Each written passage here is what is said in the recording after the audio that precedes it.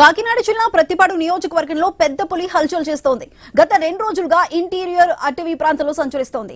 వచ్చిన మార్గంలోనే అడవికి పులి తిరిగి వెళ్తున్నట్లు అధికారులు గుర్తించారు. ప్రస్తుతానికి మైదాన ప్రాంతాలకు పులి రాలేదని అధికారులు తెలిపారు.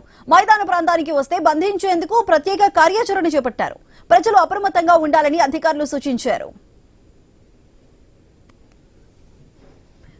కాకినాడ జిల్లా ప్రతిపాడు నియోజకవర్గంలో పెద్ద పులి హల్చల్ చేస్తోంది. మరి దీనికి సంబంధించి పూర్తి డీటెయిల్స్ మా ప్రతినిధి రాజేష్ అందిస్తారు.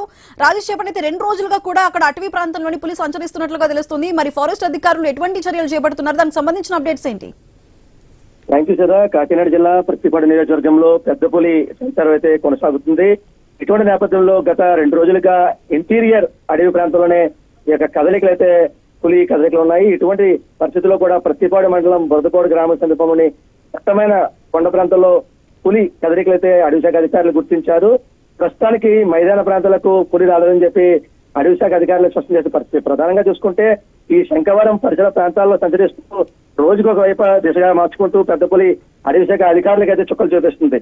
టైగర్ను బంధించేందుకు ప్రజలకు ఊరట కలిగించాలని చెప్పి అడవి శాఖ అధికారులు విఘ్నాలకు విఫలమవుతాయని చెప్పొచ్చు. పెద్ద పులి అడుగుడిన గడ్డి కొడుతుంది. నేపథ్యంలో గడిచిన 15 రోజులుగా ప్రతిపాడు నియోజకవర్గంలో సంచరిస్తూ అమలు చేస్తున్న పులి ట్రాప్ చేసేందుకు జరుగుతున్న ఏ ఒక్క ప్రతిఫలం కాకపోవడంతో అడవి శాఖ అధికారులు ఆధునిక సంకేత పరిజ్ఞానాన్ని వినియోగిస్తారు. ఏవైతే ఈ శంఖవరం చుట్టుపక్కల గ్రామాల్లోని కొండ కోణాల్లో అలాగే పంట పొలంలో దర్జాగా వేరేస్తున్న టైగర్ ప్రధానంగా పశువులనే లక్ష్యంగా చేసుకుంటుంది.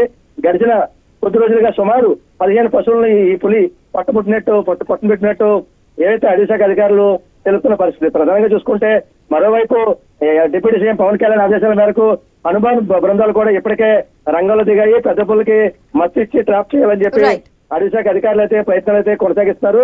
ఇప్పటికే శాటిలైట్ కాలర్ ను అమర్చడంతో దీని ద్వారా కదలికలను గుర్తించేందుకు అడవి శాఖ అధికారులు అలాగే పోలీస్ శాఖలు విశ్వ ప్రయత్నాలు చేస్తాయి. ప్రధానంగా చూసుకుంటే హై ఫ్రీక్వెన్సీ రేడియో సిగ్నల్ ద్వారా కూడా పులి ఏ దిశగా ప్రయాణిస్తుందో గుర్తించేందుకు ప్రయత్నాలు చేస్తారు. ప్రధానంగా చూసుకుంటే ఈ పులిని పట్టుకుని జూ తరలించేందుకు ఎన్ని రకాలుగా ప్రయత్నాలు చేస్తున్నా కూడా అడవి శాఖ అధికారులు కొనసాగిస్తుంటే పులి మాత్రం మరింత తెలివిగా వీటిని చుక్కలు చూపిస్తూ దోపితులాడుతుంది. ప్రధానంగా ఈ యొక్క పులిని పట్టుకునేందుకైతే అడవి శాఖ అధికారులు పూర్తి ప్రయత్నాలు చేస్తున్నా చెప్పుకోవచ్చు. అయితే ప్రధానంగా చూసుకుంటే చివరిగా అడ్వాన్స్